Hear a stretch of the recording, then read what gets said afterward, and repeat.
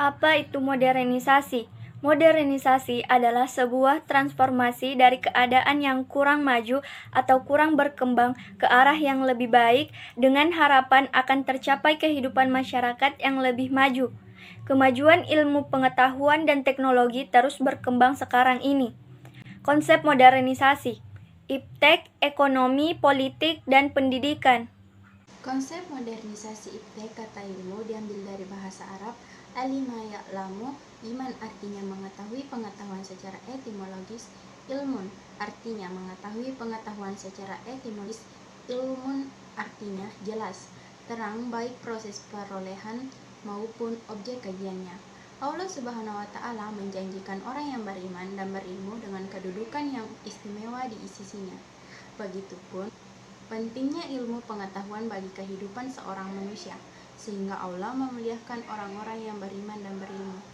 Orang yang beriman dan berilmu oleh Allah Subhanahu wa Ta'ala akan dianugerahkan kedudukan istimewa seperti pada firman Allah dalam surat Al-Mujadilah yang memiliki arti yaitu, hai orang-orang yang beriman, apabila dikatakan kepadamu berlapanglah dalam yang beri ilmu beberapa derajat dan Allah Maha mengetahui apa yang kamu kerjakan. Konsep modernisasi ekonomi. Prinsip ekonomi Islam sangatlah manusiawi yang ditunjukkan dan mengeluarkan model yang tidak terlalu sedikit dan tidak terlalu berlebihan.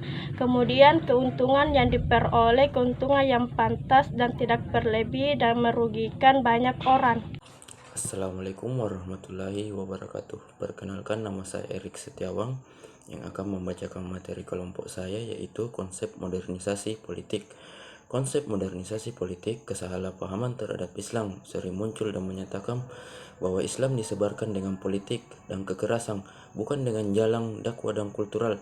Padahal Islam adalah agama yang menyayangi dan menghormati perbedaan peperangan dan lain sebagainya adalah perbuatan pihak lain yang ingin mengatakan kedamaian agama ini dengan cara membawa nama Islam dan dalam kepentingan. Konsep modernisasi di bidang pendidikan. Konsep modernisasi pendidikan dalam Islam bertujuan untuk manusia.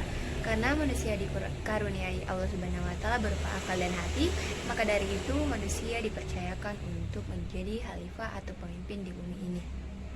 Untuk menjadi seorang pemimpin perlu proses pendidikan.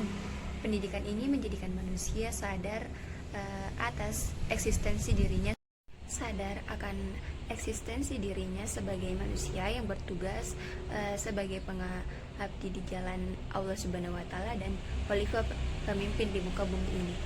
Membangun argumentasi tentang kompatibel Islam dan tantangan modernisasi.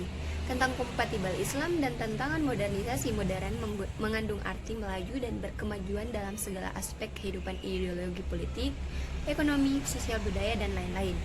Modern adalah perubahan sikap dan pandangan arti tradisional ke rasional dari primordial ke logis dan nalar. Modernisasi yang merupakan proses terjadinya modern dan untuk kemajuan dalam segala bidang kehidupan melalui akselerasi pendidikan dan aktualisasi teknologi. Modernisasi telah menguasai wajah dunia dari pusat menjadi bersinar, dari yang lamban menjadi serba bisa, dari yang tradisional menjadi rasional, dari yang primordial menjadi nalar. Diperlukan perspektif Islam dalam implementasi iptek, ekonomi, politik, sosial, budaya, dan pendidikan. Iptek dalam kacamata Islam sebagai ilmu dibagi menjadi dua. Yang pertama adalah ayat-ayat Al-Quran. Ayat-ayat Al-Quran adalah wahyu Tuhan yang Allah Subhanahu wa Ta'ala turunkan kepada Rasulullah SAW, termasuk dalam mushaf untuk kemaslahatan umat manusia. Kedua, ayat kauniyah, yaitu alam semesta sebagai ciptaan Allah yang diteliti dengan paradigma ilmiah dan menggunakan akal yang merupakan ciptaan Allah Subhanahu wa Ta'ala. Seni juga tidak bebas, nilai hakikatnya adalah ekspresi jiwa yang suci untuk menghadapi semua itu. Perspektif Islam sangat diperlukan untuk mengimplementasikan atau menerapkan hal-hal di atas agar sesuai dengan kaidah Islam. Peran Islam terhadap modernisasi. Terdapat 3 peran Islam terhadap modernisasi. Yang pertama, memahami ketentuan-ketentuan di dalam Al-Quran. Jadi, kita sebagai umat Islam, sebagai Muslim, kita harus memahami atau mengerti betul ketentuan-ketentuan atau peraturan-peraturan yang telah diatur di dalam Al-Quran. Yang kedua, mengubah berpikir subjektif menjadi objektif. Objektif artinya kita harus mampu berpikir sesuai dengan kenyataannya, tanpa dipengaruhi oleh hal-hal lain. Nah, yang ketiga yaitu meningkatkan iman dan takwa kepada Allah Subhanahu wa Ta'ala.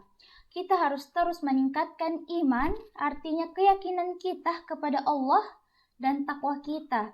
Artinya bagaimana kita menerapkan ajaran-ajaran Islam termasuk dengan beribadah kepada Allah Subhanahu wa Ta'ala.